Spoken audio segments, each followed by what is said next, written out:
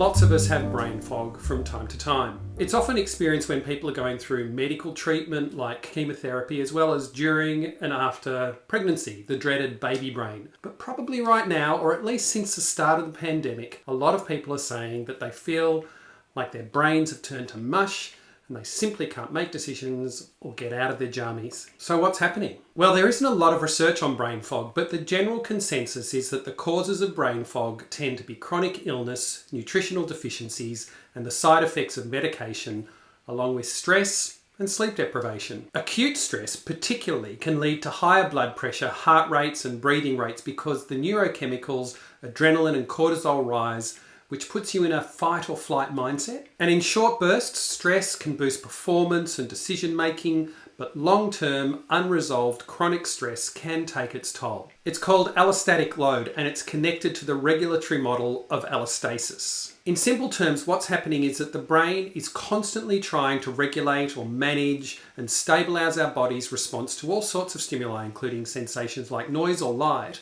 but it's also trying to anticipate needs and prepare for any potential risks. And one of those elements of risk is the human need to reduce uncertainty. We just don't like uncertainty and we don't like surprises, so we're constantly working to reduce it. So what allostasis does is try to help us to reduce uncertainty by anticipating needs and planning how to fix it before it happens. But this process uses a huge amount of energy, and over time, if we're constantly asking the brain to regulate all this processing, we become exhausted and it becomes even harder to cope with and reduce uncertainty. Exhaustion begets exhaustion. And research has found that long-term stress can even lead to your brain rewiring, so that instead of your decision-making taking place in your thinking and planning brain, the prefrontal cortex, it starts to favour the amygdala, which is sometimes called the brain's emotion or fear centre. So what this means is that these changes might reduce your ability to concentrate, to think clearly,